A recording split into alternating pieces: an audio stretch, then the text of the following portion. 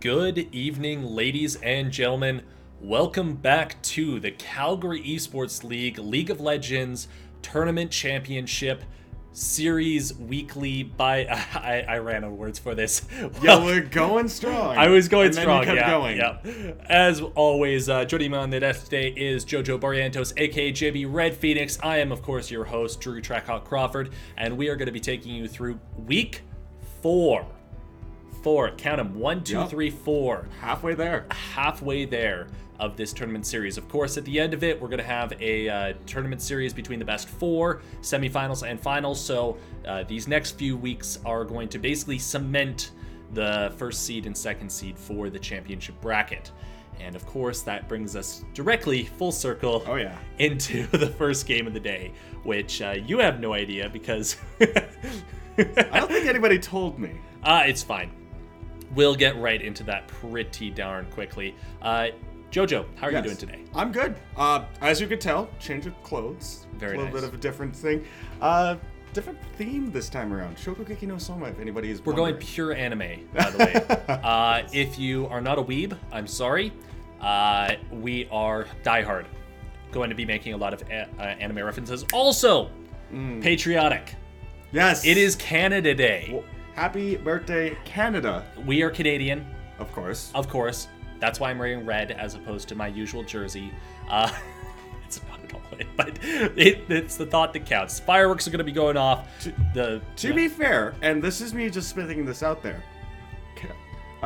Cloud9's top laner is from Calgary. Yes, he is. Makes me very happy, actually. Yep. Same here. Licorice is, he's a god, so hopefully we're going to see more of that. By the way, Game 1, Black Lotus versus Masters Overrated. We're going to get right into that. Perfect. Yeah. Ooh, Yeah. I like this top lane I know, already. right? I know, right? I thought you were going to be excited about this. Karma top. A few people who, if they haven't been really keeping up with the NALCS or the Korean, this was, I believe, debuted in the Korean LCK. No surprise there. No surprise there. To great effect. Support Karma has been kind of off. We've seen Bjergsen get pentakills with mid lane Karma, but this top meta Karma has proven to be an issue, especially when you pair it with Olaf, who needs to run forward. On the side of Black Lotus, though, now Black Lotus and Master Overrated are two of our higher ranked teams. Yes. Probably, I'd say both in the 1 and 2 seed slots. Definitely both very high competitive plays. And I would definitely expect a lot more skill, a lot more finesse when it comes to their champion picks. Absolutely. So to see Yasuo... I mean, last time it went 0-7. Yeah. This time it could go 7-0. There's really no mid. There's really no alternative between the two of them. That makes me... See, that's the thing. That's the thing that really makes me nervous, is a good Yasuo player could easily go 7-0. But a bad Yasuo player can also go 0-14. So... That's really what's making going to be the make or break here. Agreed. Speaking of which, let's not waste any more time. Let's get first into game number 1. Yeah. It's about to start. Game 1. Black Lotus versus Masters Overrated. To Summoner's Rift. Welcome to the Rift, ladies and gentlemen. Ruanator, who's not Interesting. going to be celebrating their... Hello. Right off the bat, we see a 4-man stack onto the bot side. Lucian is going to get caught out, but he I was about to say he scales the dash, but very nice flash there. Now, that does mean Masters Overrated does have a summoner advantage in the bot lane right off the bat. And with a Nautilus Xayah, that's going to be a tricky combo to try and go through, but I have faith in these players. I honestly like the Xayah pick here. I've seen Xayah picked a couple of times. It's been one of those champions that I feel like could easily go and carry the team, but again, it has the same problem as Yasuo. It either goes 7-0 or 0-14. Xayah's annoying because of her poke. I find. Oh, yeah. A lot of damage can come through, and a lot of unintentional damage. If you're not constantly paying attention, she can easily catch you out, which is a frustrating thing for me as an ADC main. Looking in the mid lane, we got Zoe versus Yasuo. Pure skill matchup. Pure 1v1 skill matchup. This is going to be very, very skill intensive, especially with Zoe. Zoe can easily turn around and one-shot any champion. Yeah, especially when she gets her items. Oh my god. I've been trying to practice Zoe personally, and it's been... I can understand where the one-shot potential can come from. Yeah. That being said, it is real difficult. It really is, yeah. I personally do not play her because I'm not a filthy mid. I mean, I've seen you play mid. Well, recently, my friend lent me his account. He has a lot of skins, okay? And I wanted to get good use out of it. So you know when you have three, ooh, nice little harassment there from Nautilus. A little bit, you know, aggressive, a little bit telegraphed. But a follow-up hook right there, unable to be followed up by Xayah, not able to get the stun off. But, you know, very good aggression coming up from this bot side already. And that's the thing with Xayah and Nautilus. You got the range from Xayah that be able to push things under, not only to push under tower, a little bit of sleepy trouble bubble from Zoe, but it was just harassment. Oh, but misses, gets an electro proc off there, so that's really good. As I was saying, so with the Nautilus engage, it's going to be very interesting to see where that bot lane will go. But in this top lane, Kennen versus Karma. Yeah, both ranged champions, but Karma, of course, does have the CC advantage, I would say, as well as the early level damage. Like, Empowered Q hurts. And you just see him get chunked out again. He's at 25%. Meanwhile, Lucian is forced to dash away. Nothing, honestly, losing the flash early for Lucian is, I don't feel that big of an issue. We do see Olaf creeping in the bush on the side, though. So I don't think it's very punishing that you lose flash in this case because you have that dash already in your kit. Yeah. I mean, definitely could be punished, but Olaf's sticking around here. Both of these champions do have a low health pool. He's coming in. Is the hook going to land is the question. Nice double stun. The root lands onto Xayah, and she's going to go instantly. No! She gets the flash and the heal as Gragas pops his flash to get into there, and he picks up first blood in return with a well-played counter gank. That is a very risky time to be sticking around. You are at very, very low health. Ooh, as a nice little slow pops in there. That's going to be GLP right there. Bubble, and there is a easy. It made it look easy. Octagon slays Dire for a 1v1. Masters overrated response. They go, you take down our bot laner. We are going to respond with your mid laner. So we got some Faker versus Ryu action clearly up in there.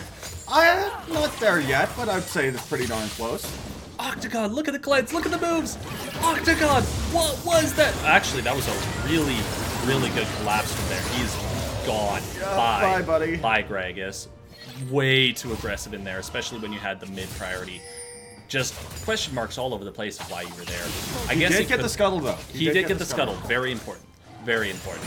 He has a whole 4 CS and 1 kill up on Olaf, so winning the long-term trade there. I think in this case, it's like, even though you do lose on the kill, and I'm pretty sure they're basically at even strength right now, I think that scuttle's going to help out a little bit more than he thinks. I really am questioning why the bot lane is still there. They should have backed and reset.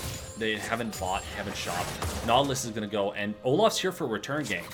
9-14. A lot of return ganks are going to be coming up because of this patch.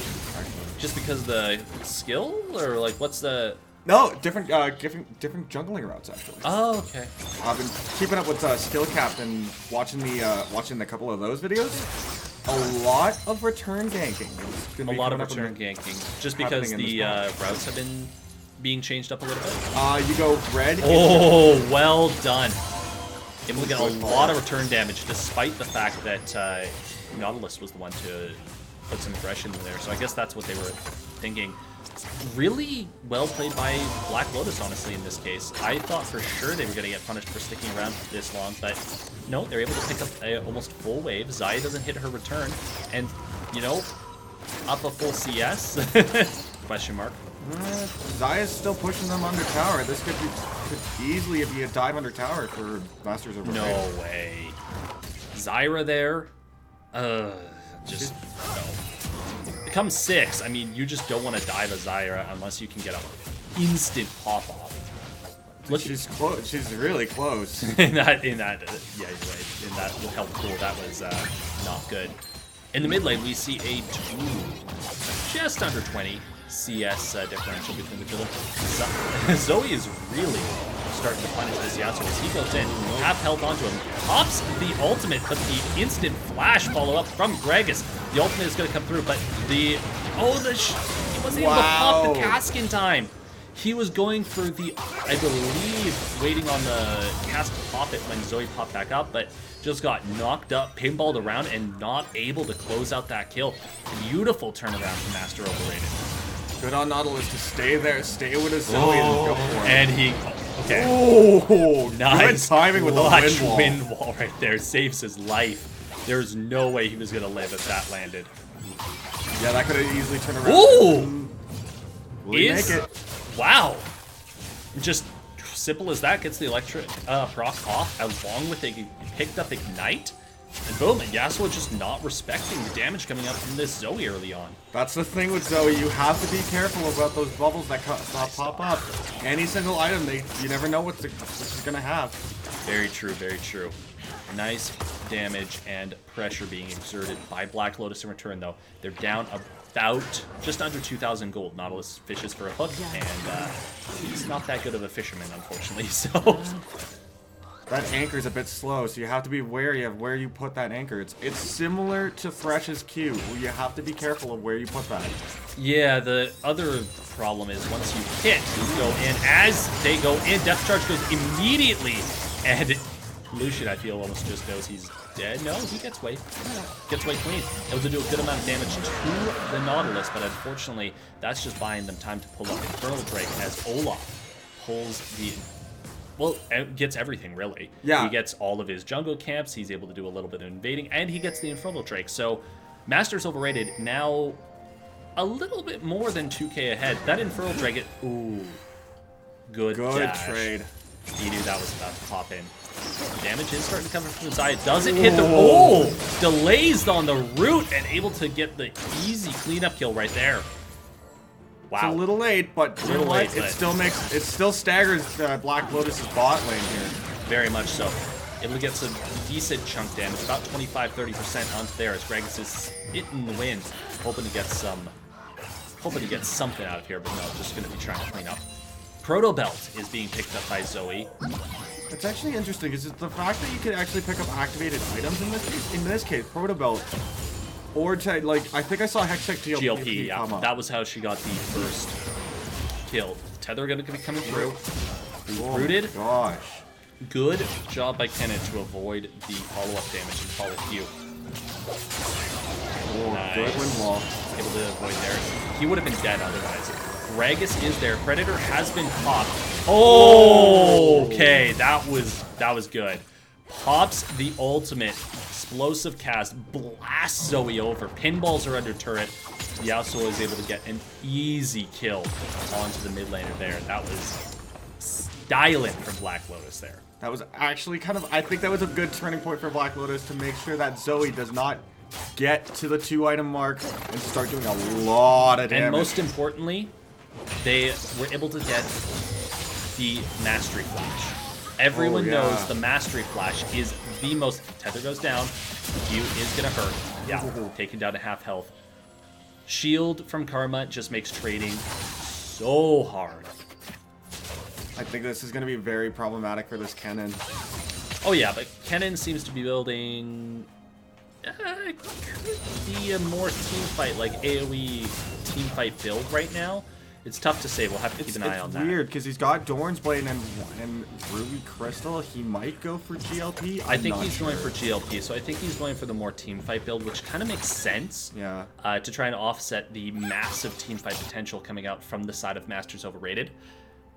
Oh, there it is. Yeah, they don't have... Masters Overrated doesn't have as much damage as we think. Zoe does a lot of burst damage. Xayah does good sustained damage, but there's so much CC that can knock Olaf back. As we see, not stopwatch, gonna drop everything. Ultimate on there, but just not enough. That depth charge is really lethal for Xayah. I don't think depth charge was the right. I don't think stopwatch was the right play to be using that right there. I think she was dead no matter what. Yeah. 3 members, all with decent damage, just going straight in. Gragas was waiting in the winds, but I think it was a little late. Just a little too late. Oh, Ignite Zoe was so close with that paddle star. Yasuo knows his range very well, though. Gets her under tower. Is she going to be able to? Yeah, easy follow-up. Gets a stun, follow-up stun there, but shields are just way too strong from Karma. Oh, almost into missed. That would have been lethal. The Essence Reaver is completed on Zyra, and she's up about 20 CS plus 4 kills, so she is just nice. 30% health on her. You know, just Zoe things. Good ignite there, stops any further aggression. Olaf is looking towards the Karma, gets the style, but doesn't look like there's enough damage there. Olaf chases after the Kennedy. He's going to go down for a double kill as Karma and Olaf just run it down top. Gragas tries for the style and ultimate play. Looks like he might have the key bound to his R key to flash mastery, which is kind of funny. Also a questionable stopwatch I'd put in there as well. It's again, it looked like it was going to be going down no matter what happens. Would have been better if he saved something for for a potential different thing there, but Masters overrated. They're starting to invade a little bit. We see about a 5,000 gold lead up now. We could see the team fights go the way of Black Lotus. A Kennen, like a good Ken. Okay, this is just disrespectful Karma. Karma's going to get a huge amount of sustained healing as Nautilus comes in and Trick Fox. 3-1 now. Ooh. Karma, really strong champion. Karma, 1 really strong champion. Olaf now beginning to snowball very, very quickly. If Black Lotus doesn't get a really big shutdown here, I think this might go the way of Masters Overrated. Yeah, we're starting to hit that point where they need to start hitting 5-man ultimates. Now, they can easily wombo combo this. Don't get us wrong. You've got Gragas, you've got Explosive Cast, you've got Zyra ultimate, you've got Kennen ultimate, you've got massive AoE teamfight ultimates that could definitely sway the way of their, sway the fight in their favor. But you can't let them get too far ahead, and edging into the 5,000-6,000 gold territory is getting dangerously close to that. It doesn't matter how much damage you do, we just have too many items and too many health pots for us to rely back on. See, the problem is Masters Overrated is running a bit of a more pick style comp versus Black Lotus. I think they have a better team fight, so if Black Lotus groups as 5 and walks together, I think they could easily run over Masters Overrated. That being said, they really need to get a lot of shutdowns right now. Yeah, if they get the shutdowns, that would be pretty nice. You can get just under 1,000 gold just by killing Zyra and killing Olaf, so that would definitely go a long way. Plus, the kill goal just in itself is definitely helpful. So, I mean, if they get shutdowns on Olaf and Zyra, but no, you just, what are you doing there? Predator is popped, but I don't think it's going to be enough range. Is he going to go? Oh! Goes for the body slam, and the ultimate, but they're not able to get enough damage as Zyra gets knocked back in again. And both Gragas and Zyra are going down for the count as Karma goes directly onto Lucian. Meanwhile, in the top lane, Olaf is taken down Kennen. And we have only Yasuo remaining for the side of Black Lotus, while 4 members push down the bot lane turret. That was a very good collapse there, not respecting the teleport coming in from Karma. As Olaf takes the Rift Herald and drops it immediately on the top side, we are going to see 2 quick return turrets coming through for Masters Overrated as the mid is already going down. All tier 1s are going to be down very shortly. Nice little flash from Yasuo. He's able to buy a little bit of time. Able to get a nice ultimate off onto the Zyra. Is she going to go down? No. Just enough off the Triumph and not enough from the Ignite in it to return that. But he might be able to steal, or to keep the tier bot tier 1 alive. Yeah. Not that it really matters, as the Rift Herald is charging onto the tier 2 of the top lane turret, but unfortunately... Time's running out for Black Lotus here. Time that is running hold-up out bad. really snowballing quickly, and I don't think Gragas is going to be enough to make sure they get the shutdown. Ooh. Nice little sleepy trouble bubble, but Gragas nearly goes down again. Just a sliver of health remaining on him.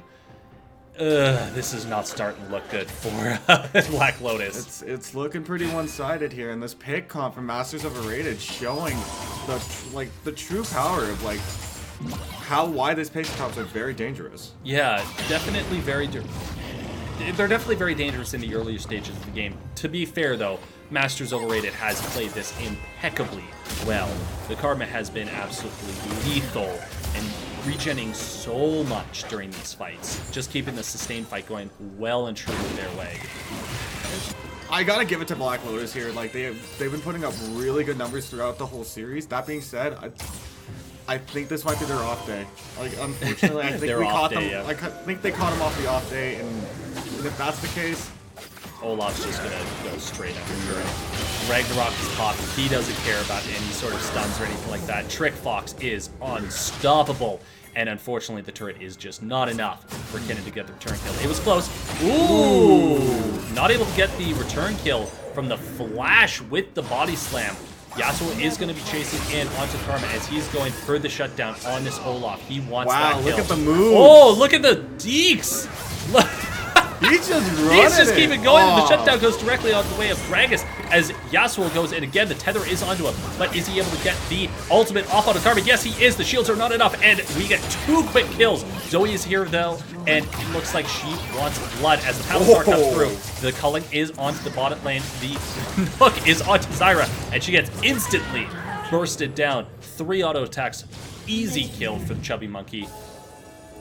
Masters Overrated fires back, takes down 3 members for the price of 2. Now, one good thing, they got the shutdown on Olaf. Yeah. But now Zoe is, well, it is definitely too late because Zoe is sitting on a 200 gold lead and the Zyra is sitting on an 800 gold lead, and they're about to lose a 4th turn.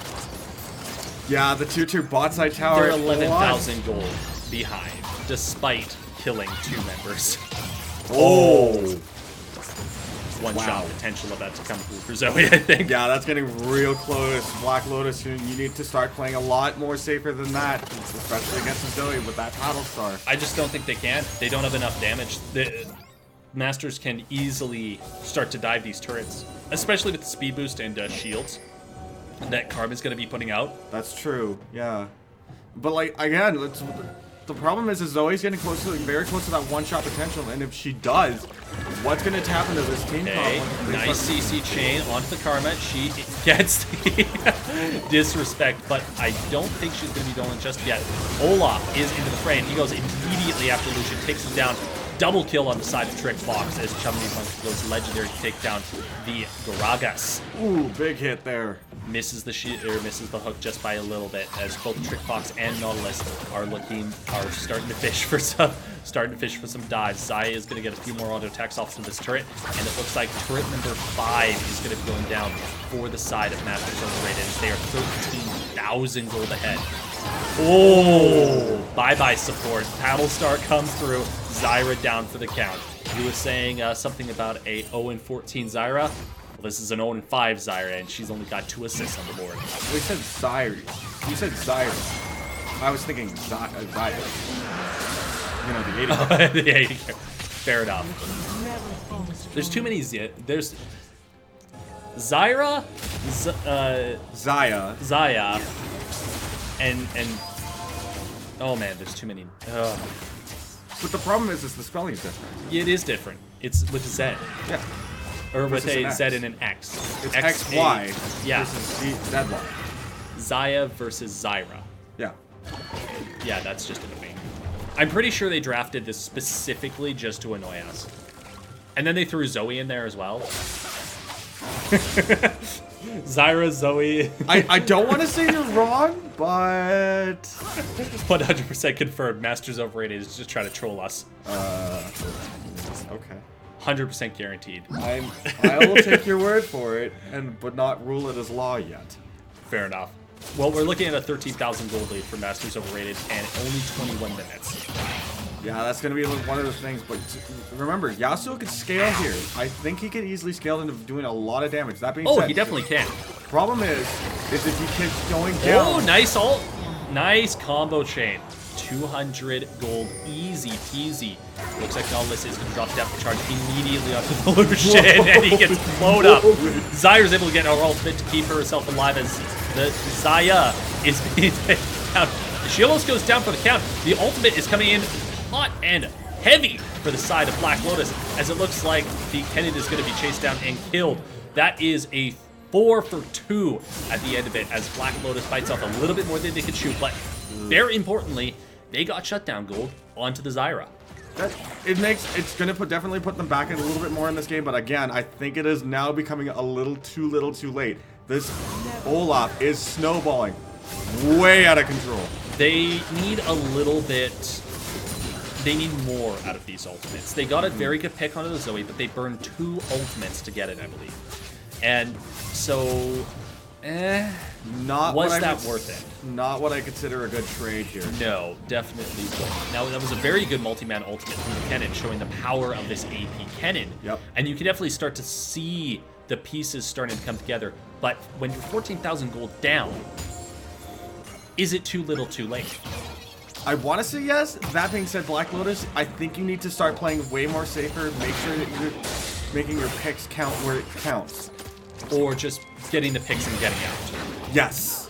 Or just making picks, get out cleanly, and just get away. Zaya is starting to, but takes half health from a very, very, very short range paddle star. That is a squishy Zyra. That's a squishy Zyra, and I don't like that. No. To be honest, there's really no real tank on the side of Black Lotus right now. I want to say Gragas is kind of their tank for this one, but it's... That's a Morellonomicon. That ain't tank. Yeah, I was going to say it was a bit of a skill stretch. Yeah, Masters Overrated is going to go for this Baron, and that's a pretty easy Baron. I don't think Black Lotus is going to be able to contest this. They still got their base. They've still got their inhib turrets, but pretty much everything except the bot tier 2 has been taken by Masters Overrated. So standing gold is still there for Masters Overrated as Zyra gets taken down again. Stopwatch is... Not enough. No. Goodbye. Depth charge onto Lucian is... Ooh, cute little wind wall is able to stop that, but he's fishing. The Lucian is able to get down half health, flash away from the Lucian, Battlestar goes wide, and the chase is done. However, that is almost all of their wave clear. Olaf does not care. Olaf goes immediately in, takes them down. He is trying to get a lot of stuns there, but unfortunately Kennen gets immediately taken down, immediately eviscerated. The ultimate cut through from Chubby Monkey as the lasso goes in now. Flash away, not able to get the follow-up damage, and 2 carries for the side of Masters Overrated are at half health, but it doesn't matter because 3 people are down to the side of Black Lotus. This is exactly what Masters Overrated wants right here, is to be able to put all of their pressure on the Black Lotus here as the fights still continue. And now the base turrets are going to start to go down. Look at this Olaf down. Olaf is 9-2. The only person who's more fed is the Zyra. The Zaya. Just curse you, Overwatch. I got you. I got you. Oh man, they're body blocking for her, but she's down to a sliver of health. Oh man. One Nexus turret is down, and it looks like they might go for a second one, or potentially back off and reset. Yeah, looks like they're going to back off a little bit. Full 5-man defense of the base. 2 inhibitors down. Super Minions starting to flood in. They've still got a little bit of time left on the Baron. I'm not liking Black Lotus's chances at this point. No, I think that this is basically the game unless Black Lotus turns around one major team fight. Yeah, that's probably not going to happen. I think this is it. Speaking of which, while we're waiting 5 seconds for this to happen. Yep. Replay. Not able to get the follow-up damage, and 2 carries for the side of Masters Overrated are at half health, but it doesn't matter because 3 people are down to the side of Black Lotus. This is exactly what Masters Overrated wants right here, is to be able to put all of their pressure on the Black Lotus here. Show that We're back. Don't worry, Gragas is dead. But it doesn't really matter because Masters Overrated is steamrolling their way to the Nexus at this point. There is basically nothing Black Lotus can do. I just wanted to showcase that Zoe flash that was really questionable. As Nautilus lands another hook onto Zyra, and she is down to roughly 75% HP. The final Nexus turret is about to go down. Zaya is able to get a nice little chunk there. Zyra is able to get a very good chunk. Olaf is going legendary, unstoppable. A second from there, following through, not able to get the return damage. Zaya is down from the count, but it looks like they might be getting a little bit of damage, a little bit too little, too late coming through for the side of Black Lotus. This Masters Overrated takes game number 1. That was a steamroll. That was a steamroll. Oh my goodness. You could definitely see this different styles coming through there. And to be fair, if Black Lotus kept even, I would say, or maybe, yeah, pretty much if they just kept even, they would have taken the team fights way easier. An Olaf running towards damage is never a good thing, but the fact that like it got to the point where Olaf just didn't care about any CC, didn't care about any damage. I mean, his ultimate makes it so he doesn't care anyways, but he was taking it up that it's like, what is turret?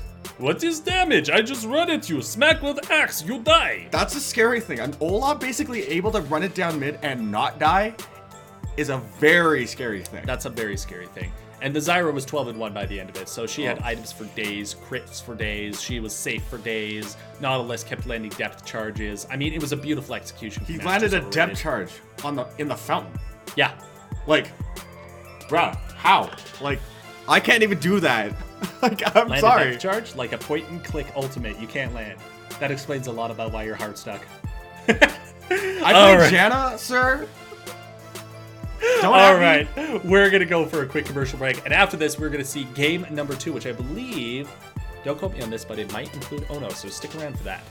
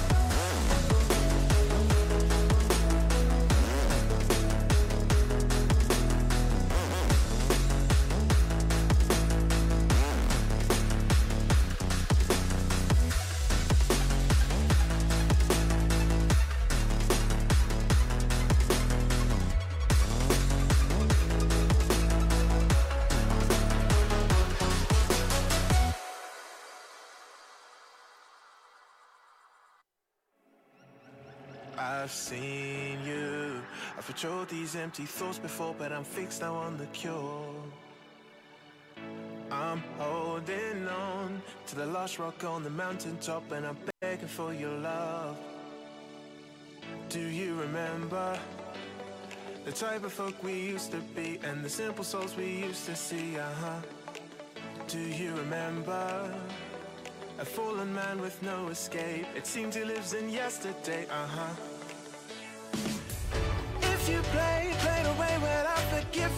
once again. I'm losing patience, and I know for sure that we've been right here before. I see the dangers, baby, I'm not crying over you. There's no point denying we're through, 'cause baby, I'm not crying over you. There's just shit that I've gotta do, so I'm not crying.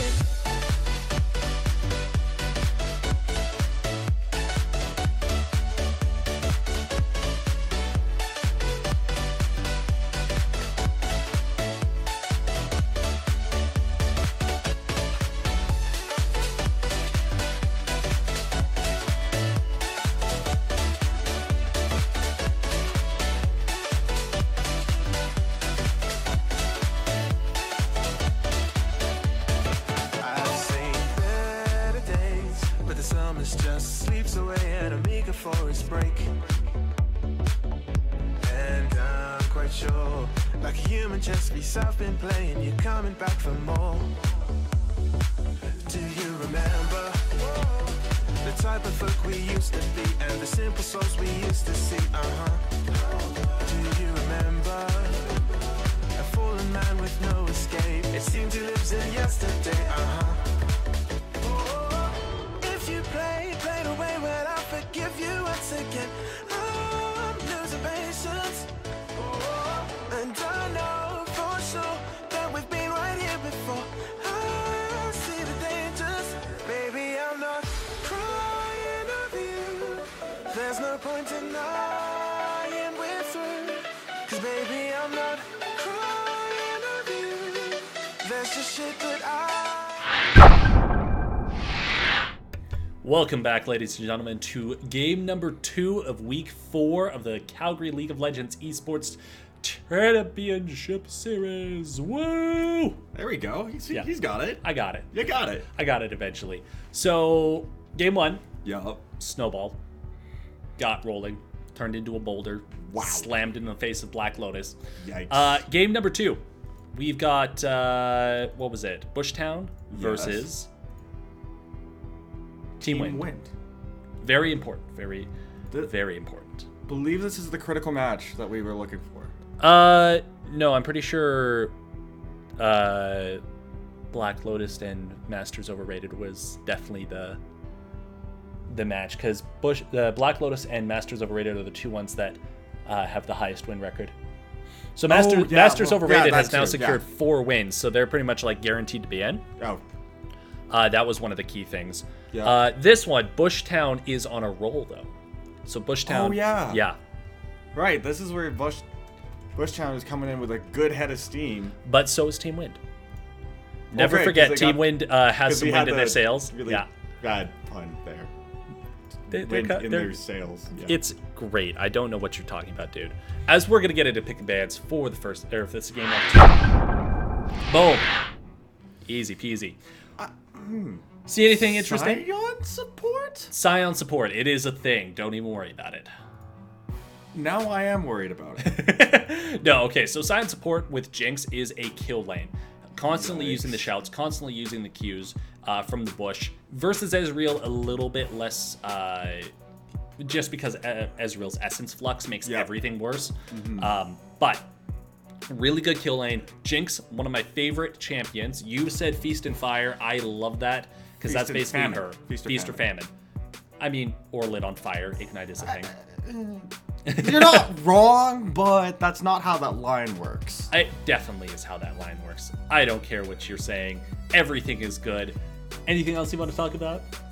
I haven't seen Braum in a while. That's a pretty interesting thing. And a Cho'Gath mid into this one. That's pretty spicy. That is spicy. Well, we're going to see this as we get into game number 2. Team Wind versus Bushtown. Game 2. Team Wind versus Bushtown.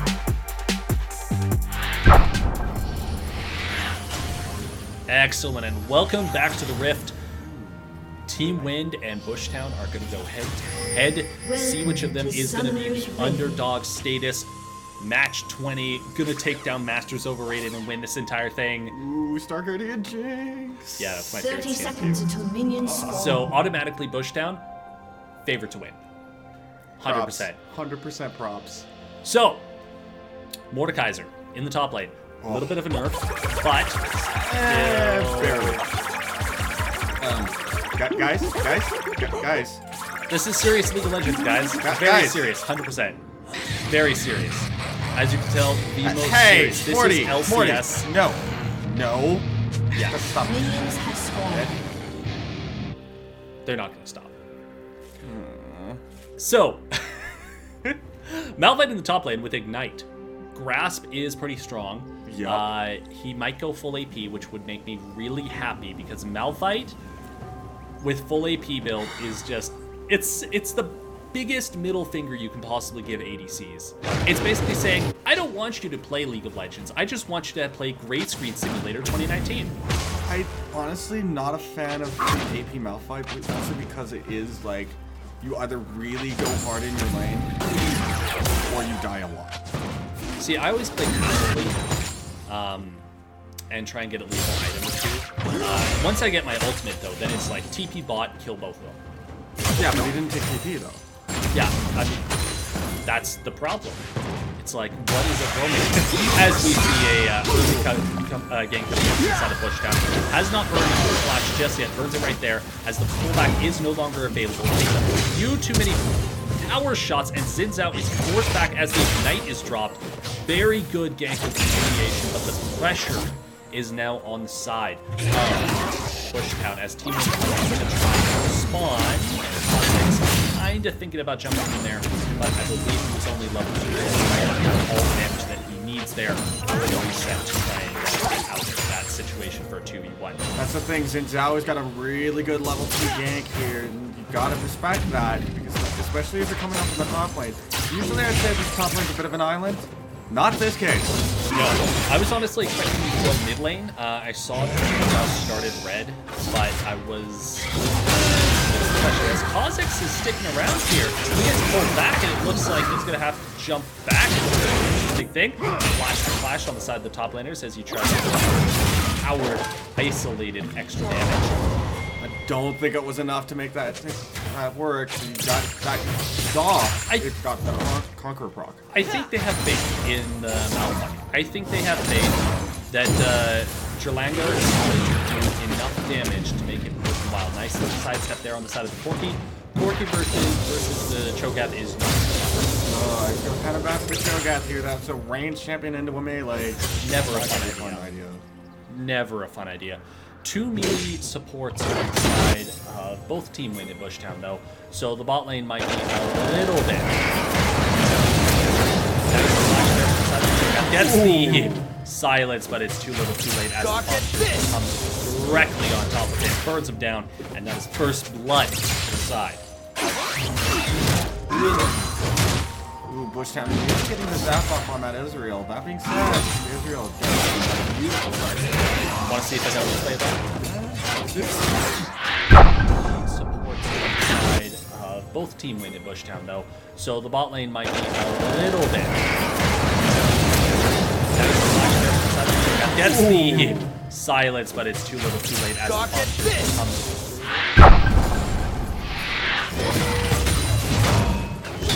Yeah, Mordekaiser. A return gank on the side of Mordekaiser, side of Kha'Zix goes for his second kill. I can rage quit. It's definitely starting to make Kha'Zix rage quit just because of his yeah, I saw that. I know exactly how personal it is. Kha'Zix and Kha'Zix. You can't fool me with that kind of metagaming. I guess? I don't know. I don't think that was much of a personal. It was 100% personal. Guaranteed your money back. I believe you. You should. Speaking of which, game roll is definitely a little bit too high there. I just noticed that. Sorry about that, guys. You probably had a tough time hearing us in the first couple of games. Don't know why that reset. Weird. Anyways, now that we can actually, you can actually hear us, maybe you'll be entertained or maybe less entertained. Who knows? I'm more interested. Like, I'm interested to see what this Mordekaiser could do. Gets a nice little bit of damage there, but the nice shields coming through from the side of Malphite makes it very easy as he's going to go back home, drill into the ground, and return back to Fountain to try and buy some items as he is now sitting on a decent amount of gold. Yeah. See, the one thing I'm having a little bit of tricky with Malphite here is even though he does He is have... going AP. Catalyst! Yes! Oh, God, no. Yes! Please, no. Wind! Come on! Make sure your namesake is not for a wet fart. This is definitely what I wanted to see. That was not what I wanted to hear. It doesn't matter what you wanted here. But I'm really happy to see that Team Win is taking the initiative and going AP Malphite because, frankly, if it gets late game, Cho'Gath Jinx is terrifying. Mordekaiser is even more terrifying. Yes. So I want to see them jumping on every champion after 6. I want to see them dashing in, knocking them up, destroying them, absolutely eviscerating them as Xin Zhao is now going to be getting a nice little return gank onto the Malphite. That's a lot of damage coming in on the side of there. And look at the slowdown. He goes right under turret. The return is coming through and Xin goes down. Dralago is a god on this Malphite, taking the 2v1. In reality, Xin Zhao, questionable dive there. You went a little too deep, my friend. Just not enough damage to make that Not enough follow damage. I understand getting some extra little poke here and there, but you went under turret, man. You went under turret with an ignite on the Malphite, and that's just, no. You don't want to do that. You almost had it, though. You almost had it. I will give him full credit for that, but, I mean... Alexa Israel landing on a Jinx. No follow-up, though. No. I mean, it's really hard to engage onto a Jinx Scion, especially once they get 6. It's... Yeah, that is true. Nice The range of Jinx cannot be underestimated. Well, not the range of Jinx, it's just the amount of damage. So you've got 2 forms of CC, as Cho'Gath is... Huh. Double yikes. Ow. That was, yeah, that was not good. So 2 go down for the side of Team Wind. In a questionable situation, Dumpster Fire just... let's check the replay for that one. As I think we're about to have a somewhat... No, there's a good little trade. He walks onto the Braum as he gets stunned up as well, but the return damage is going to be popping through. Ooh. Ultimate from Scion is going to lock up, and the missiles are flying. Jinx takes a couple of tower shots, but it does not matter. Scion is still alive. They have just enough damage, and Ezreal does not have True Shot Barrage, so it does not matter. Both of them are going to get out clean. Well played. That was the damage that I was worried about happening. Yeah, I don't 6. think Team Win respected that damage. No, they definitely didn't. As our favorite Flex Tape representative says, that's a lot of damage, man. Oh, right, so we're going to take a look at that mid lane replay because it just question marks all over the place. Yep. Nice The range of Jinx cannot be underestimated. Well, not the range of Jinx, it's just the amount of damage. So you've got 2 forms of CC, as Cho'Gath is... Huh. Double yikes. Yeah, good amount of damage there as we see come back and see Kha'Zix about to get... Whoa. Wow. Very well used of the package as Corki goes in again, but Xin Zhao is going to be doing a huge amount of damage, but it gets taken down in return. The Q from Scion is going to be able to get him CC'd and slowed down. Jinx is going to get exhausted and just not enough damage, but she gets excited and now she is on to the chase. Dumpster Fire gets a return kill, and they go 3 up for the side of Bushtown, pushing it back, making it look like they're running this lawn, and they're an old guy who wants it back. Wow, that was a beautiful play by Jinx, being able to get the excitement online and be able to make the double kill. Actually make a play to that double kill, even though she didn't secure that one. Ezreal is going to get tagged up. Ooh, good poke damage. Slowed and then knocked up almost immediately down to half health as Jinx is firing those rockets through. They are going to get a nice push, at least 1 wave directly into the Team Win's mid lane turret. Get a few plates, get at least some damage sitting there. Braum is going to jump in, try and take them down. True Shot Barrage is going to take them down to roughly 25% health, and that is the end of the aggression. But very good turnaround by Bushtown, able to pull the gold gap back to only 1,100. Wow. Bushtown, way to come back from that. He definitely took that couple of kills and definitely turned it into a more. Beautiful play. Absolutely. And what I really liked about that was you could see what Team Win was trying to do. Forky has the Trinity Force. He is hitting his power spike at this point. They want to make the plays, and they thought they had the damage. And to be fair, they did. But Forky went too far with the package. Xin Zhao was able to get a good amount of damage off before he died, and the Jinx popped in for cleanup. That was all she wrote. That's all she needs, honestly. Is if you can get them low enough and Jinx just gets something excited, that's it. She's gonna go ham. Just go ham, go off to the races as we see more range come through with Dumpster Fire. He might have got a little bit of help and a little bit of reprieve with that kill, but unfortunately that 3-1 Corki is still hurting a lot. Bushtown takes the initiative though, and they're going to get this Ocean Drake, which is going to alleviate a lot of this laning pressure actually. Regen, good. That is very good for the side of Bushtown. Jinx is able to get a lot of shots as the ultimate from Silent comes through. He misses it. Not able to get the follow-up view, as that is the end of that aggression. But Kha'Zix is there. A good knock-up on the side of Xin Zhao, and he is down for the count, as Jinx is almost able to take a kill of their own in return.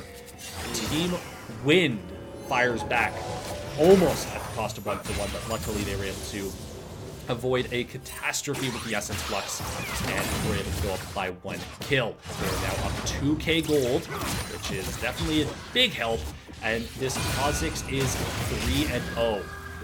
That's kind of scary now, especially now with you got your Xin Zhao dropping down 1. You got a little bit caught out in the middle of that tri-brush, and you got to be careful, especially if you know that you're going to... Yeah. Now, the invisibility from Kha'Zix did help. Yeah. But it doesn't change the fact that, you know, you gotta watch for it. Your enemy jungler is up 2 kills. He's up a good amount of gold. You gotta keep tabs on him. And that is the one thing, especially when it comes to jungling now.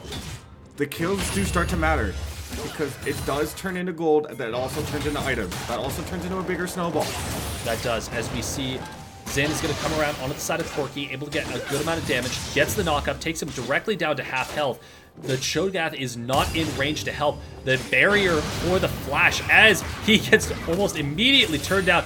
Thankfully, Kha'Zix was not able to get the reset off of the Xin Zhao there, as he could have turned it into an easy double kill with the Cho'Gath not far behind there. Meanwhile, in the top lane, we see Malphite is about to go down. Yes, that was the ultimate. Traded with the flash. I question mark what exactly was going down there, as Jinx takes down the bottom tier 1 turret. I think there was that was a little bit of a dangerous play. You tried to, I think you should have done the knock-up to lead, not to flash lead. Well, no, he flashed afterwards, like tried to flash away, which was kind of curious. I would have liked to see the ultimate be used to get away rather than, or the flash, just one or the other. Like, you could have cleared the distance with the ultimate if you were going to plan on using it. So, just really curious as to what was going on there. Misplay, I would say, on the side of Malphite. And in exchange, Bushtown now gets the Rift. Almost there. Never mind. Corky's there to try to make... there with the package, as he hurts. He hurts bad.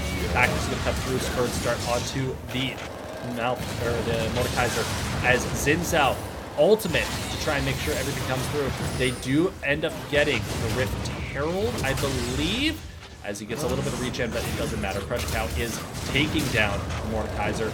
The Cho'Gath just missed by the large bomb. That would have been enough to take him down, as Mr. Dumpster Fire is running for the hills. Not able to get there, but Kha'Zix is there with the isolation damage. I can't rage quit. Almost unstoppable with 4 kills to 0. That's very scary, especially now with Kha'Zix picking up 4 kills on the enemy jungler now. I would say... Despite all this, they're only up 1,000 gold. Team Wind is only up 1,000. We see the Scion ulting into mid. Is not able to get the Q. Taken down to half health, but the Jinx does get follow-up. And gets to get a crit. Beautifully done. Not the highest crit chance, so definitely not the guaranteed kill that they were hoping for, but very well played and very good knowledge on that damage. Jinx able to get very good shutdown. I keep saying very good because it was a very good play on a very good champion with a very good skate. Even that. Ew, now she's gonna try to turn on the Closex and try to see if Kha'Zix she can is play caught here. down. The Xin Zhao is able to get the knock-up. Rockets are going to start to come through. Zap is coming there, and Xin is not able to get the kill as the heal comes through from Ezreal. Dashes in. Is going to get taken down. The Ezreal is just not enough damage as the stun and knock-up come through to Sion. And Jinx is going excited. She's able to get one kill. Is able to follow it up with a second kill. No. The Braum is, yes! Oh! Able to get the slow with the shout. Sion roaring that this is his game to take care of. And they are pushing down, takes the mid-tier 2 down to half health. The Rift Herald easily takes that up as the Ignite goes down onto Corki, but it is too little, too late. He dashes away, and the mid-tier 2 goes down for the side of Bushtown. They are not going down without a fight. Yeah, Team Win, great aggression. Just a little bit of displacement right there thanks to Bushtown's very aggressive AD carry. Very aggressive, and 5-0 to save for it. Bushtown, you are looking at now sitting a total of 2,000 gold up on your opponents. If you continue at this, I think you have a good chance, but you need to keep this Jinx alive. Trigger needs to stay alive so that she can pull the trigger. Yep, no, Her I guns agree. over and over.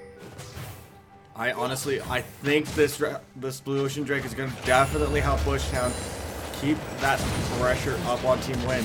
Mid turret does alleviate some of that as they're now down only about 1.5 thousand gold. Xin does get just jumped and annihilated by the but OPG Meteora stealing the kill from your AD carry. How could you?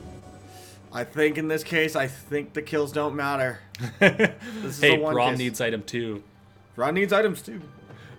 Very I'm true. not gonna And a kill is a disagree. kill. But unfortunately, Xin is 5-1, so it's not the kill that they want. But They it's want the this kill Jinx. that they deserve. So you're saying they're only worth a 0 gold Xin? Oh, as Malphite finally, there you go, using the ultimate to get out. That is exactly what you want to do.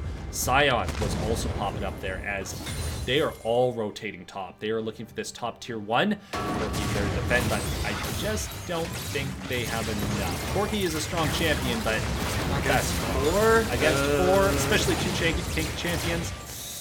No. Is going to be able to poke down this wave. And the rotation is coming in for the side of Team Wind. Roughly half health on the Sion. Well, could we see the turnaround engage? Probably not. No, it looks like Bushtown's going to definitely back off, even though like everybody's been taking a little bit of Ezreal poke. That being said, I don't think it's enough to make a play here. Now we do see Team Wind does have a lot of poke damage that is potentially going to come through as by Jinx. The heal. They maybe. heal? No. No. I was helpful. I was hopeful too, but you're isolated against the Kha'Zix. That is the worst scenario you could possibly be in. As 3 members now bearing down on the Sion. He doesn't have anything to get out. Goodbye, Sion. Can he make a trade though? Nope. That passive's going to make a lot of damage. He's going after the Ezreal here. But he does not have even enough. The Braum's going to be able to get the stun, and bye-bye. Goodbye, Sion. So close. So close. Now, that is the Jinx that they needed to kill, and Jinx, I'm sorry, but you need a babysitter. All the time. You are the mainstay carry as No! Wow, good heal. I was about to say Mordekaiser is going to go down to the Corki as well, but no. No, he survives with just a sliver of health too, so good on you. Good on you, Bushtown. Now, that was a sloppy misplay. Team Wind has caught up. They're within 1,000 gold, and this game has pretty much been sitting at 1,000 gold off per team. It's just back and forth. This is good. I honestly, this is the kind of matches we were looking for. This very close. Who knows? Even though Team Wind is up 4 kills here, I don't think the goal difference is enough to make either team snowball out of control. Well, Team Wind is up 4 kills, but Bushtown's up 3 towers. Yes, that's and some plates. So like that's why it's even. That's why it's even. There's no way they would go for a 20-minute. No way. That's too early, guys.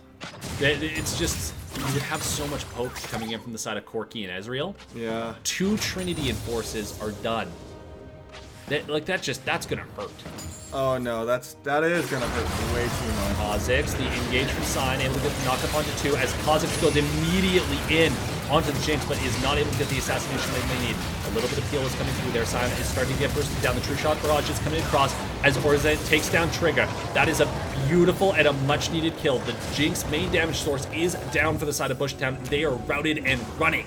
Sion goes down for the count as well. It's a 2-for-none so far, but Mordekaiser goes in, able to get the pullback onto the Corki, and a big smackdown. Hammer time is here. He flashes in onto the Xin Zhao, the Kha'Zix, who is able to jump in with the Xin Zhao, and a second kill there for the side of the Mordekaiser as he is just going ham in the back part of this. A 3-for-2 for the side of Bushtown. Ezreal is able to get a good amount of poke off, but it looks like this is going to be the end of that fight and the end of Mordekaiser's reign of terror for this fight.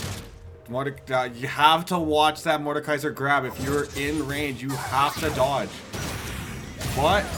Nope. No, there was no way. I'm sorry, but Malphite is just a little too tanky. True. Plus, he's got that shield. That shield is obnoxious. Yeah, no, that is true. I have to agree with you there. Now they're grouped as 5. This is what I do like to see. The fact that all of them are sticking together. Mordekaiser has to go back to try and buy items, but they are going to try and get this Infernal Dragon. And with 2 dragons already taken, it's going to start to get to the point where your Elder Drake becomes something that can be easily or even wanted to be traded for the Baron. As the Zap comes through, Shogath feasts, and Sion is the sacrificial lamb. No! Jinx is going to be putting some Hurricane Rock through there as Sion goes down on the side of I Can Rage Quit. He tries to peel for the rest of his team. Able to get a few shots off onto the Corki. Takes him down to half health as the Kha'Zix goes in to take down the Cho'Gath as well. Plus 300 gold there. Looks like the Infernal Drake is going to be traded for the side of 2 kills from the side of Team Wind. Team Wind, I think you're starting to get a little too greedy here. I gotta let Bushtown go here. There's only 3 up for the side of Bushtown.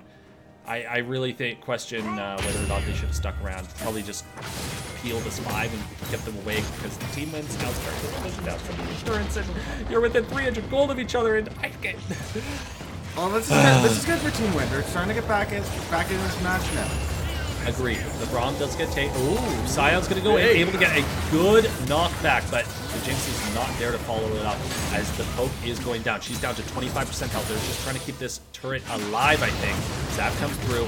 Meanwhile, on the bottom, the inhibitor turret is going under fire for the side of Team Wind. Bushtown is keeping 3 of their members away. Kha'Zix is going to be trying to go, but Jinx is going to go excited, gets a double kill. She's going to be able to chase down the Ezreal. Meanwhile, on the mid side turret, Kha'Zix and messing up way too many of the games. Xin Zhao and Mordekaiser takes down the Malphite, and doesn't look like I Can Rage Quit is going to be able to do much as he gets immediately bursted down by the 2 members. Despite being 8 and 3, the lethality is just not enough, and Xin Zhao and the Mordekaiser are able to take down almost an easy and uncontested mid lane inhibitor.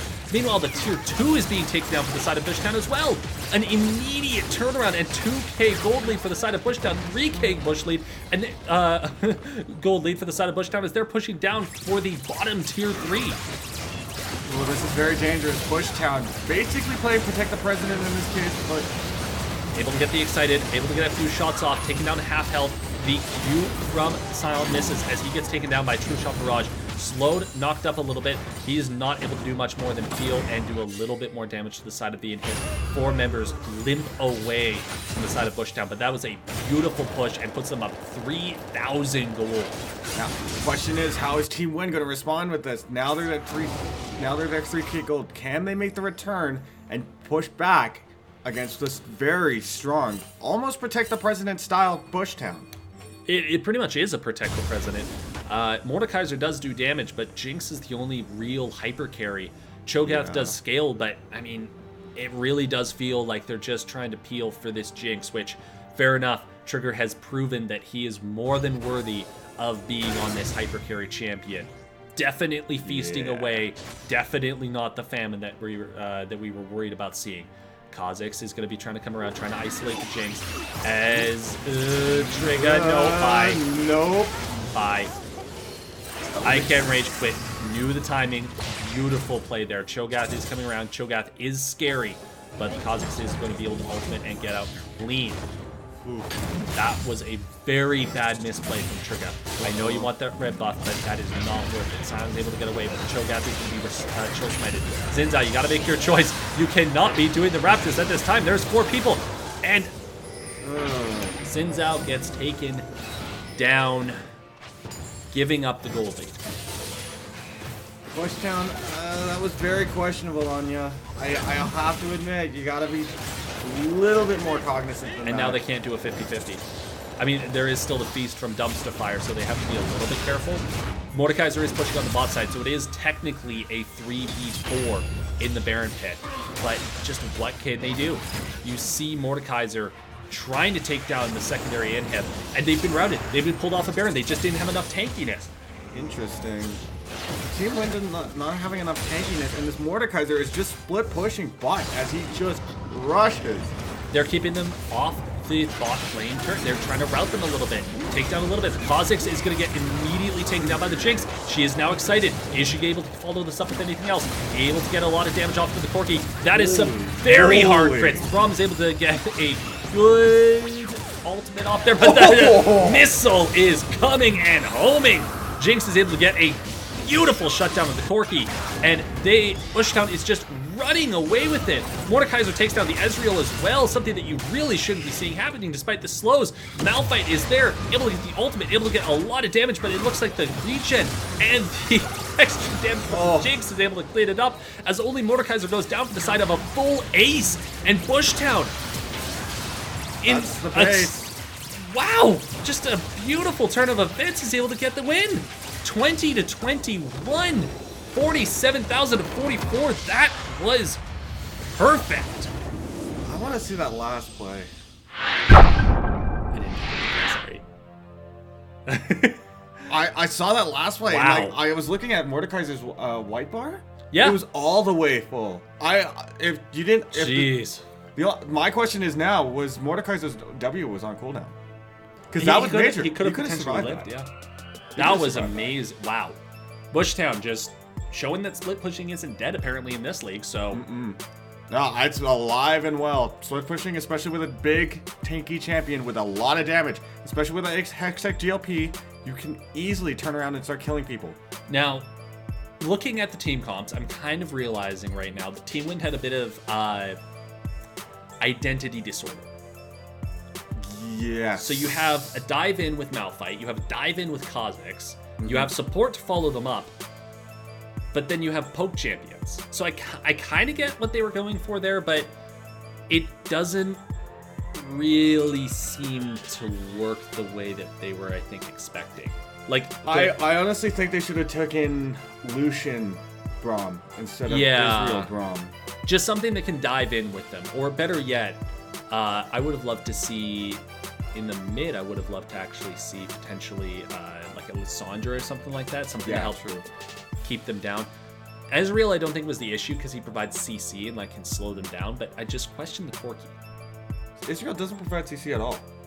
with Iceborne Gauntlet, which is pretty much standard. Really? Yeah, slow. Am I, It the, can only, be am I the obnoxious. only one that does a weird build on Israel? You are probably. All right. Well, we are going to be getting into the final game after this quick intermission. I have to do some stuff, and we need water because We thirsty. Yeah, we thirsty. That sounded bad. Anyways, we're gonna go. We're gonna go to intermission now. Have a good one. We'll be back after these messages.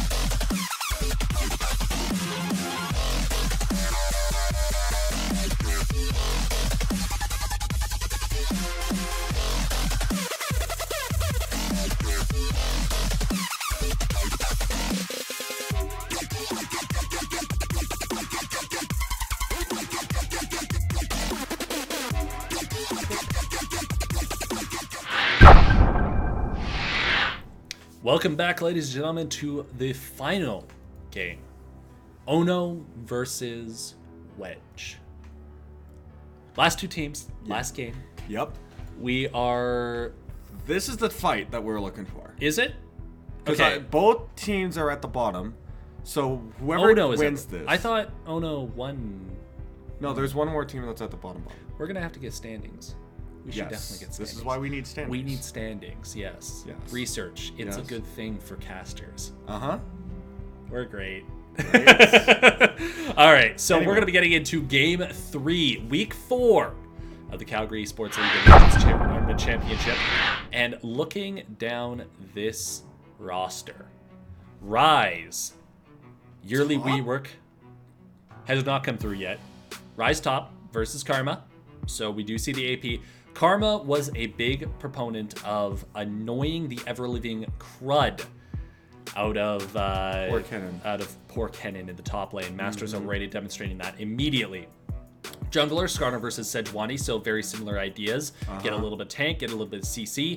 Aatrox versus Swain. Now, Wedge is very famous for me for playing Swain pretty much every match and playing it to great effect. They've been the most consistent Swain team comp I've ever seen on this one. He just pulls them back in. So, like, what if they ran Mordekaiser and Swain at the same time? Oh. That would be obnoxious. Just pull me back, pull me back. You can never run, because it's just like you will run like 5 feet, and then all of a sudden you're just in the thick of it. You're done. GG, surrender at 20. But look at this Wedge team comp before we finish up. All right. Possible tank, easy tank, Shields. tank support. Protect the president? Well, kind of. Swain obviously does a huge amount of AoE teamfight damage, and frankly speaking, Karma has been an annoyance, so they aren't fully damage reliant on the Xayah. Yeah. But by comparison, Ono has a lot more damage. Rise in the top hurts. And as he gets items, he hurts more. And there's never really a point where you go, oh man, it's just a Rise. Like, what's the Rise gonna do? No, he's gonna double E your entire team, and 1Q is gonna eviscerate the back line. That's what's gonna happen. See, we make the joke of the yearly Rise rework. That being said, this time around, I think the numbers are putting it in his favor now. Yeah. Well, Faker started playing Rise again, so we know that it's good. Oh no. Oh no. Yeah. So, Worlds 2019 confirmed Faker will play Rise and win, and Bengi will be subbed in to win them. So 100% confirmed. I'm joking. So with the teams locked in, we're going to get back onto the Rift for Game 3, Week 4. 3.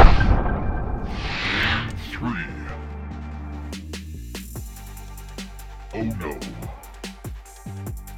versus Wedge.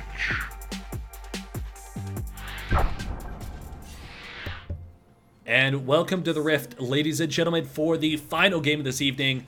Ono versus Wedged. Ono, we're going to have a game. 5-man stack coming into the bot lane. We saw this in Game 1, I believe. Masters overrated going for the Lucian early on. And it doesn't look like anything's really going to be changed out on that side of the idea either. Nautilus, of course, an incredibly potent invade champion. So they're just going to go for the Spire. They might go for the Spire here. Yep. Which is smart. Kind of expected, because you can't really contest a Skarner for the Scuttle Crab on the bot side, which is, I believe, what he wants to do. I like this. I like this play. To being able to get that early vision down, especially with the ward and the brush. That actually makes it really smart here. Skarner taking his blue, which is pretty standard, I believe. Yeah, well, he needs a lot of mana regen to try and clear through the camps. I'm not surprised. Yeah. I expect to see both Sedge and Skarner kind of power farm for the early levels. We could see an early gank potentially from Sejuani, but it's going to be dependent on Sejuani going from red to Krugs here. If that's the case, then we might see an early gank. We might see her go straight from red to mid lane. That would be what I would be expecting. Transition gank, maybe? Potentially. You are right, though. She's going Krug, so we could potentially see a bot lane gank as well. A bit surprised that she would go there. But not really. Considering the meta, I think the play... Ooh, good hook onto the Nami as the return damage is starting to come through, but the Caitlyn Caitlyn hurts. Oh, Jesus. Caitlyn hurts early game. She's really annoying to deal with. She outranges Zaya by a lot. Yeah. So, and she got her numbers adjusted for that early game. So it's going to hurt a little bit more now. yeah, unfortunately, not what we want to see. As another good pullback from this Swain, we keep seeing Church of Anarchists. Arcrius, I believe it is. Church of Anarchists, yeah. Yeah, Canada. So we keep seeing him play it, and to be fair, I mean, if they're not going to ban it away, I honestly expected the teams to start target banning it, take away the Swain, but they must be afraid of something else. Must be a little bit more meta stuff to be dependent on, rather than target banning. That's very interesting. I mean, normally that's what you kind of see in the LCS, and I know we're not in the LCS, but still, it is surprising not to see that kind of coming through. Yeah, that is true. And very interesting to see how this Aatrox will play against a very rangy Swain. Yeah, definitely. Aatrox, of course, did get a nerf. Now he does need a kill before he gets the crazy regen and his Bloodwell survival off of the ultimate. So there is that, but still a strong champion. Still something that we see picked up pretty much every week so far that I've seen anyways. Ooh, Sejuani is looking to go topside, but it looks like she's going to retreat back to just dropping a ward and going through. Yeah, kind of a slower game. Yeah.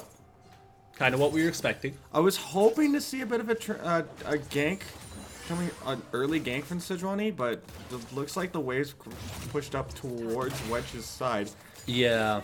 I mean, we see a Caitlyn, who has lane priority, a Swain, who is going to have pretty much all lane priority. Yeah. And then we see a Rise versus Karma. So, I mean, the choices to gank is really just mid lane. Because otherwise, otherwise, what other game? As we see Skarner going for a very early gank, not able to get the stun as walks back onto the second trap. Ow! Skarner. Avoid those traps, Skarner. They hurt, as you found out. Down to 25% health. Predator wasted. Predator popped, and unfortunately, nothing is going to be coming out of that first gank attempt other than some return damage. Well played for the side of Ono. That's really interesting. The fact that Skarner just basically popped 2 traps from Caitlyn. Sejuani's now going to come in, and as I was just saying, guess what? Guess who is the only place that you can gank? It's going to be mid lane. Guess why you don't really want to be ganking mid lane? Swain hurts. Yeah, that's real interesting. Both junglers having a little bit of tough time with the other laners here. Yeah, as we see Swain go really low, Church of Acrius needs to start praying because Aatrox got off to a very good start, able to get the early level 6 off of that, pops the Ignite, and just goes ham onto the Church. He's going to look for more. He's going to look for more. Skarner is going to attempt to be there, but it looks like he burned his flash to get out. Nothing he could really do versus that Aatrox. Aatrox hurts. Aatrox hurts a lot. That's still kind of interesting that Aatrox is being able to put so much damage down, even though he did not. His R was definitely hindered. Well, I mean, the ultimate was definitely a big part of his teamfight kit, but his laning power is still there. Those Qs hurt a lot, and we just saw what full round of them can do to a Swain. So even a slightly more tanky champion, this is what we were expecting Rise to do. Yeah. Throw out spells and just harass Karma over and over from the safety of his minion wave, which is, good on him. It's an interesting build here. Phasor Rush for Rise versus, I believe that's Kleptomancy for Karma? Kleptomancy? I think that's a thing. Yeah, Phase Rush versus Kleptomancy. Phase Rush is a standard standard rune for the Rise, just because of the way that he wants to run forward after doing some damage. So that makes sense. Kleptomancy for the side of Karma. I don't remember what the Karma in our first game was running, but I don't believe it was that. Yeah, I can't remember either in this case, but I believe this Karma variant is going to be very fitted. Ooh, getting a nice trap combination off onto the Nautilus. Looks like he's going to be popping it. The Ignite is onto the onto the Caitlyn, but unfortunately it looks like the damage is not there as Sejuani tries to answer, but nothing more can be coming. Now we do see the Aatrox popping in there. They're going to be attempting for a turret dive. Pop's ultimate goes directly into the Nautilus, able to get the first kill down. He's got a lot of regen and a double kill coming through for the side of Odo. A very clean tower dive there. Aatrox rotating down once he sees that Caitlyn and Nami and Sej have all done enough damage to the bot lane. Saucy Meat and Peregrine just going down for the count. Yikes. Wedge, you're going to have to start putting their foot in the door here against Ono. That's now. my line. Hey! Let me have one. No. I am the pun master. I am the gatekeeper. I open and close the doors at my window. Yeah, I was basically just going for that. Now, unfortunately, this Aatrox is sitting 3-0, sitting with a Phage, and that's not going to feel good. Takes a little bit of poke damage, but the healing that's going to start to come through for this Aatrox, really, really not good. Look at that damage. 248 to the minions. Ouch. Yeah. Skarner is not going to go down. Very risky dragon. If anyone walked up, Skarner would have gone down. So they really had some good faith in their laning, in their solo lane and, well, bot lane, the Patriots, because frankly speaking, if there was any vision down there, Skarner would have easily gone down. Yeah, it looks like that sneaky, sneaky dragon being able to pull that off. That's good play on their laners. Good play on mid lane, good play on bot side as well. He's going straight in. This is going to easily take down roughly half health as ultimate is now popped for Swain, but Aatrox is going to immediately back off, try and get another round of Qs, takes down another little bit as we see Skarner come in to try and get a little bit more damage. They pulled under turret, they're suppressed, and Aatrox is going to go down to the Skarner and the Swain combination. Good amount of stuns there and good amount of damage. Sejuani is going to follow up with her ultimate, though, gets the smite down, and Church is raying again. Gray screen for him. Skarner is going to try and go versus the Sejuani, but it's not going to be going the way of the Predator boots Skarner. Sejuani is a tanky champion, as we see, once again, bot lanes just farming it out. The one thing with Skarner is once you get that Predator boots, you're going to have to all-in commit. And if Sejuani's already there to counter gank you, and your Predator boots go down, that's a lot of power lost in your kit. Yeah, well, definitely wants to try and get the gank there first, and he did. He did get the gank, he got the suppression, he got the stuns, he got everything, and the Aatrox does prove not to be tanky enough to survive, so that was good. Church not getting the kill, though, not as good. Would have preferred to try and even out that mid lane discrepancy. 2-3 kills extra on the side of Aatrox means that he is going to easily complete his items first. Yeah, that's going to be a little bit more dangerous now that he's able to go basically in here. Does get taken a little bit by the turret, but nothing that Aatrox can't heal and regen from, so good on there. Farming in the bot lane. Yay! Bot lane farming. As much as I would love to watch this, we need to see something else here, guys. Oh, man. Bot lane is, yeah, you've got two long-range marksmen with, well, a disengage support and a engage support. I could think of worse Thompson to be... I could definitely think of more boring. Kog'Maw, who's just going to sit there and try and farm for 40 minutes and then eviscerate everything in front of him. Xerath, that'd be good. That'd be a bit of a snore fest. Xerath is definitely not the... Well, depends who you do. As YYC ADC tries to get fancy there, but I was about to say the damage is going to be coming through hot and heavy for the side of Zyra, but unfortunately it doesn't look like she's going to be able to get anything as the ultimate is popped through there. Able to get a nice stun, but Sejuani is sniping them alongside the Caitlyn. Suppression onto the Caitlyn as Skarner pops in and pops out. No questions asked. Their teleport is not available on either side of the top laner, so we cannot see them popping through. Nami versus Skarner. This is not going to go the way of the Skarner, as unfortunately he is not doing enough damage. A lot of extra poke is starting to come through. The Church of Acrius is here, and he's going to be taking at least one of them with him, but the Aatrox is also here. Flash over, the dash from the Aatrox, and that is a easy double kill for the side of the Aatrox. Ono is definitely starting to make Wedge say their namesake, because that Aatrox is getting scary. Yeah, it looks like the wedge is getting a little rounded over because oh no, putting their namesake in this case here. Are you trying to take my pun? Is that what you're trying to do, man? Is Hey, that what you're trying to do? Hey. All I have is my puns. I have to put up with this every week. That is Let very me have true. a couple. That is very true. Definitely just trying to get a rise out of you. Probably some karma for what I've done to you for the past little while. Yep, karma for sure. Yeah. Sorry, I'm Nautilus trying to, steal your thunder or anything like that. Drew. I swear, it's not me. It's not me, man. Why you do this? Speaking of karma. Look at the damage. She's starting to do her. Wow. Oh. Taking Rise down to 25% health, and unfortunately, I'm thinking it's this Rise who needs Church rather than the side of Wedge. That is not fun. We were saying that Karma isn't going to do a huge amount of damage. Ooh. Can't be slowed. Thankfully, Sejuani is able to get out, dashing right over the wall there. Almost into the Swain, though.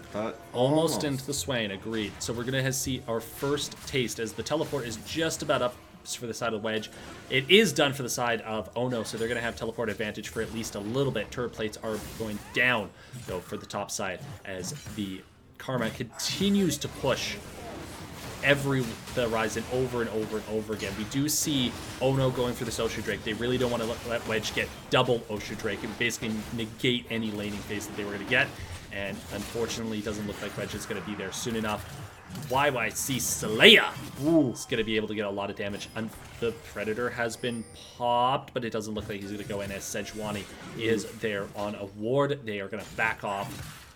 Church is sitting at about half HP. Good stopwatch. Good stopwatch. That was a perfectly... See, that was the kind of stopwatch we needed. Not like Game 2 where you're basically surrounded by the rest of the other team members. You want to be under your own turret as we see an ultimate onto the side of Church, but there's just not enough damage. Nice use of the phase rush. Is able to get outside of the range of the suppression from Epic. And it looks like the first turret is going to go down for the side of Ono. Yes, both top and mid turret are both under fire. And I do not see them hanging on to either of these turrets for very much longer. Standing gold aside, Ono is still up 3,000 gold as they start to take chunks, half a health, off of the side of Wedge. Aatrox is getting, I was going to say damaged, but suppression from there is not able to do even nearly as much as they need. Nautilus is not able to do a whole lot. Zyra is there with the stun, but it doesn't look like a whole lot is going to be happening as the Rise double teleports in on the side of Ono as well. Zyra for Rise, I'm not sure who is the better teleport there, as we do see the TP come down for Peregrine, and unfortunately it was all for naught. Yeah, in this case, I don't think the teleport was really needed. It sounded like it was going to turn around and make it into a major team fight, but I don't think it kind of just fell apart. Wedge needed to do something, so I appreciate why they did decide to TP in. And getting a kill onto their Zyra, or their Xayah, would be pretty good. See, this is what happens. Put so many Z champions in their game, and now I'm just freaking out. Is it Zyra? Is it Xayah? So, let me, while we have a bit of a slow-mo, let me just go over all of the champions that are going to be a bit problematic for you. Xayah, Zyra, Zed, Zoe. Am I missing it? Xin Zhao. Xin Zhao. But that's an X. Again. Fair enough. Slayer is, well, Slayer's a good band, but he's a better mid laner by the looks of it, as he's 5-1, sitting with there. Nautilus is able to get a good hook onto the Rise and a follow-up stun as Church. That's what you call a kill secured. Overtly secured. Overtly secured. That is much. That was hilarious. Put it right where they needed to for the flashes. Karma is going to get the tether off, but it doesn't look like Slayer is going to. He does get the chains off, and the snipe is going to be coming in. Ooh. Caitlyn there just for support. We see the Swain also getting caught up by the Blizzard, stunned up, pulled back. The wave is going to come through, and Caitlyn is going to get a kill as well, but it is answered by bot lane turret for the side of Wedge, trying to keep the gold within striking distance. They are only 4,000 gold down at this point, but the Rift Herald is going to be going the side of Oh No. So, turret traded for the Rift Herald, as well as the top lane turret, since, well, Ono is kind of in the lead. I don't know. It's a bit of a questionable trade in my opinion, but I think in this They case, also did might get be caught lucky. out. Yeah. So to be fair, Ono did make the proactive play and pull Wedge into a fight that they didn't want. Yeah. Swain not working out quite as well as we saw last time. That is true. I think the Ono I think they might have been watching the gameplay, watching how. Or they just trusted in Slayer to, wreck face 1v1 me scrub in mid lane. With an Aatrox though, that's very interesting. Aatrox has a good laning phase. True, but he doesn't really have much for team fight here. Well, it depends if you get a kill or not. That is Like, also true. If you get a kill on Aatrox, ooh, not good. Not good. Just run away and wait for the ultimate to be dead. Once the ultimate is down from Aatrox, he is far less terrifying. Still terrifying. Yeah, no, true. I've been facing a little bit of Aatrox as well, and that's the one thing as a support. You just peel everything off and then re-engage. Which they do have the tools for. True. They do have the tools to both disengage and engage.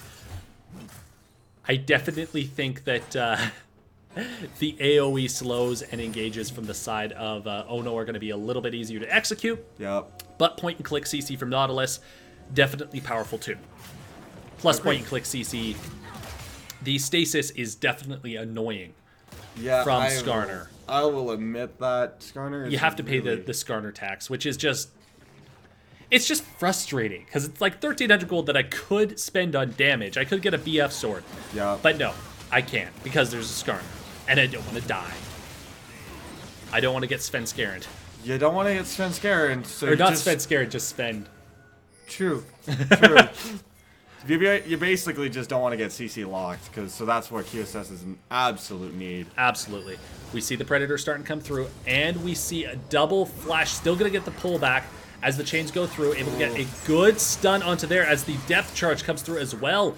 And beautifully layered CC. They're going to be able to get the top tier 1. No, because on the bottom side, Wedge is being pushed back in. Church of Acreus is able to buy a little bit of time, having to pop the ultimate there. The wave is starting to pop through from the digital side of things. The Rise teleports in, and we're going to see a second charge coming from there as the Rift Herald starts to take things. You do not have your ultimate Skarner. You cannot do much, but the hook directly onto Caitlyn is able to get there, but it looks like Nalja is able to get the kill as the Rise pops through. YYC ADC is getting eviscerated. Xayah gets a beautiful flash repel as now the Karma and the Xayah is able to push back Ono as they put back a little bit more than they can chew. Very good 2-for-1 trade on the side of Wedge, keeping that gold within striking distance. What beautiful job by Wedge, being able to catch out a little bit, extending that team fight long enough so they could start putting some damage down on. I just want to say, Ono. Peregrine, that was beautiful. That was agree. absolutely beautiful. Flashing over to the side, getting the repel or the pull back on the feathers. Yep. Locking down the Caitlyn when she tried to go in to finish you off. Beautiful. I was clean. Beautiful. We just cleaned. Wedge, keep your ADC alive because they are keeping you alive right now. Cheeky I little agree. Nami, just trying to, I want my scuttle crab. No, Skarner takes it. It's gonna want. It's gonna want. It's gonna need. It's gonna take. All right, they get a red buff onto the side of Xayah, and it looks like we're just gonna have a bit of a reset. 3K roughly, 3 or 4,000 on the side of Ono is up, but a lot of that is condensed into the Aatrox. Yeah, and that's kind of what's gonna be the problem coming in the next team fight. If Aatrox goes down, Yeah. could be a question. Karma, not gonna be too worried as she gets the tether off and a little bit of return damage, but I feel like she's just dancing around him. yeah, she could definitely kite and peel. She doesn't have the same tankiness that the first Karma did. Yeah. We see Luden's Echo start to come through there for damage, which is a little bit interesting. Ooh. Baseball wide throw on the side of Sejuani. Tree Bro. Throwing wide. A Good try, little much. but no. As they're now going to try and take the Baron? Question mark? Question mark? Question mark? With Wedges getting Skull Crab here, that's a little sketchy. That is definitely a little bit sketchy. I would be very interested. Looks like they're just trying to buy time for Slayer on the bot side, but Karma can potentially push him back. We do see some chip damage starting to come through, but I feel like in the split push game, Slayer might be able to kill Karma, but not before Karma clears the wave and prevents the turret from going down. So the pink ward is traded for the side of Wedge as they try and go all in on clearing out all of the wards. YYC ADC is starting to do a little bit of damage, a little bit of poke, trying to keep him up, but they retake vision from the side of Wedge. We see Karma still defending from the side of Slayer as he can't do much. Church of Acreus is there, but they pulled two. We're going to see the Baron start up, more likely than not from the side of Ono as they go in and start up this Baron. This is only Rise and Caitlyn is finally there, so 4 people on the side of the Baron. It is not going down quick though, just going below 50%. Skarner is on the side. Is he going to pop Predator? He does, but unfortunately his items are now down. They are locked up. We see the depth charge go down onto 2, but the disengage for the side of Nami is perfect. We see Church of Acreus try to go in, but stun locked, not able to get into the fight as they need. They are just dancing around. No damage is coming through from the side of the Church, and doesn't look like they're able to get anything. Zyra is locked up and rooted down. Rise is now going to be able to get a double kill. The Karma is not going to be able to do much as Rise is TPing Sejuani in there. The turret is going to take down Karma on the backside, and there is still 5 standing strong for the side of Ono, and Wedge has fallen. Wow, what a team fight with a good play by Ono, being able to turn on Wedge here. I think that was the play, was Ono to turn on Wedge as soon as they see them. Honestly, Nami played that beautifully. They dive in, Treebro saves his ultimate until Church of Arceus starts to go in. Once they see him running forward, stun locked him in place, prevented any of the AoE damage from getting in, stops the entirety of Wedge from plowing onto their backline carries. Just beautiful front-back team fighting from Ono. And Wedge just didn't have an answer. Once they had burned all their ultimates, they just didn't have a continuous source of damage. That's the thing that Caitlyn, it doesn't matter if they, like, the ultimate does matter here. But that being said, Caitlyn still has a lot of power in her kit. She has also a lot of attack power. Oh, but Aatrox is being caught out, able to get a nice hit off onto the side as she just goes down. Aatrox now has a huge amount of healing from his ultimate and is very scary, but the hook does not land, and that is a 0. Just not respecting the damage from this Aatrox. Flashes in there. Depth charge is now down onto the Nami as they do not want this turret going down. Epix does get the stasis field off onto the Nami, but trades his life in exchange. The ultimate still hasn't begun out for Treebro. By the looks of it, it's still halfway there. Flash onto the Karma, not able to get the follow-up slows, and it looks like they're going to be routed.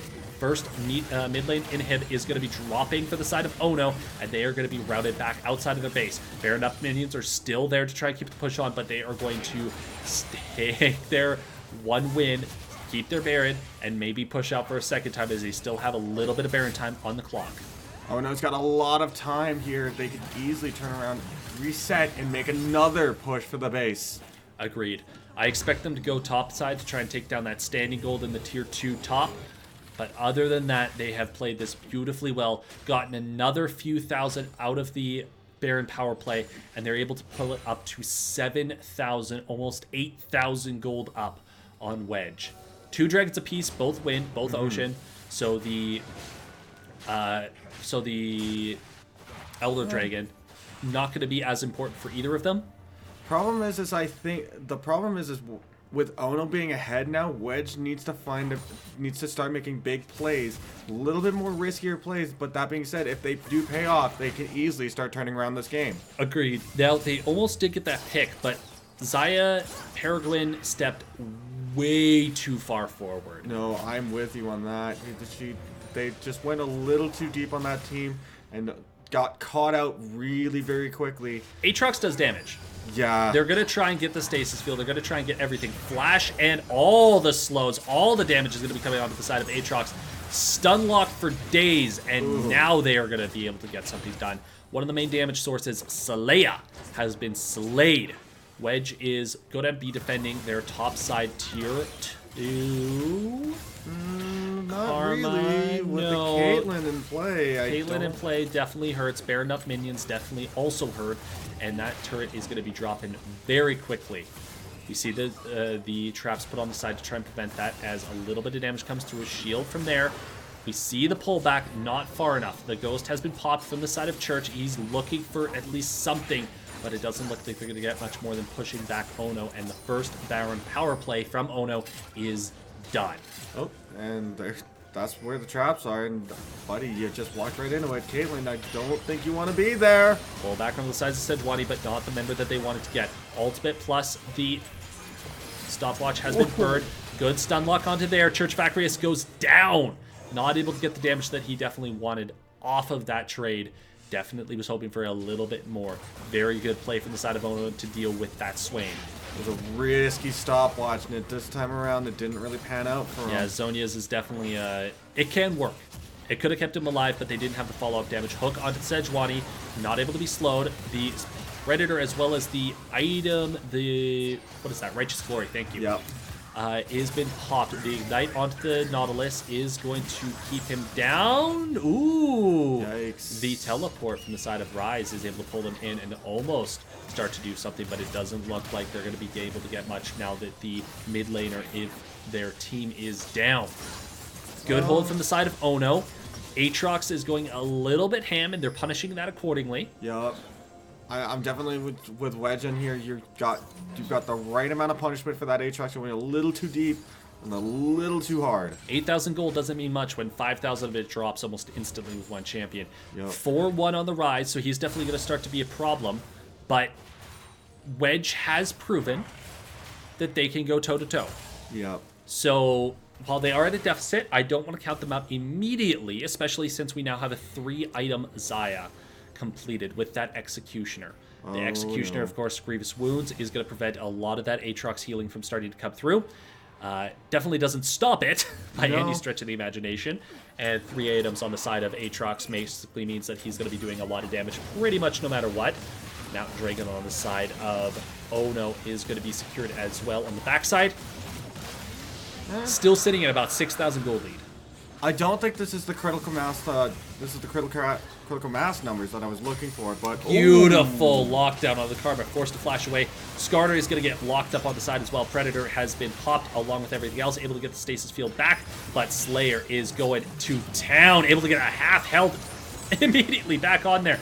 The wave is going to be missing and slowed from the side of YY as YYC ADC flashes in to get a snipe down onto the Karma. 2 down for the side of Wedge, only 1 down for the side of Odo, and both their ADC as well as their top laner are still fresh and ready to fight. Fishing Veils from the side of Swain. The Rise gets pulled in, but he's got a massive shield. Nautilus is able to get a good amount of damage, but it doesn't look like the Church of Vacrius is going to be able to get anything. Stun lock for days and take it down before the bubble even pops. We are seeing the dismantling of Wedge. Oh no. Is going to be taking this game almost 100% guaranteed without Peregrine making a miracle play. And no, we see her get dominated by the side of YYC ADC. The Caitlyn is 8-2 and definitely hurts. Able to get the final kill there with absolutely nothing that they could do. Well done, Oh no. Well done. Good plays.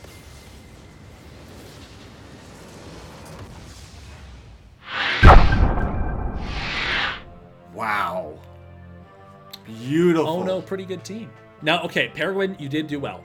Wedge, you did incredibly well, all things considered. Oh no and Masters Overrated, I would think, are right now our 2 top teams, if my memory serves me correct.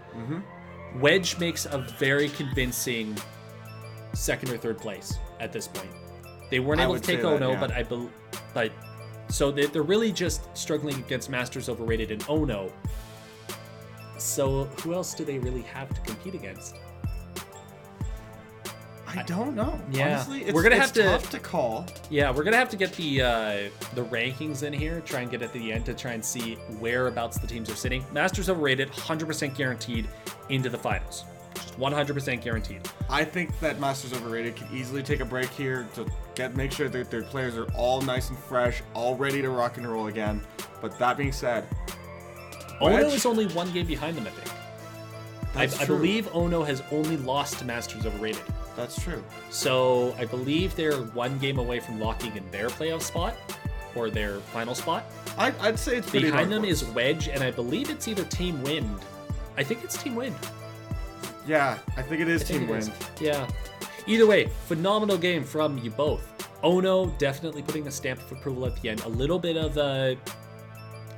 questionable Aatrox play, but other than that, rock solid, full aggression, full time. Exactly. That was some of those Sejuani ults were perfectly timed, and the lockdown CC coming from all CC sides. chains for days. Well done, well done. That is exactly how you want to be playing that style of champions. Exactly. So, that's it for us on the desk. That's it for week number 4. We will be back next Monday with week 5. Another 3 games, another 6 teams. Not actually, it's going to be the same 3 teams. So, hopefully we'll see you guys coming around. As always, make sure to hit that like or that follow button on the way out of the board. As always, I've been your host, Drew Trackhoff. Drew Trackhoff. Wow, I can't even do my own outro. I messed it up. Wow. As always, I've been your host, Drew Trackhoff Crawford. Joining me in the desk today has been Jojo Barrientos, aka JB Red Phoenix, in the chat. There you go. And we are going to be seeing you guys out. Have a good night. See ya.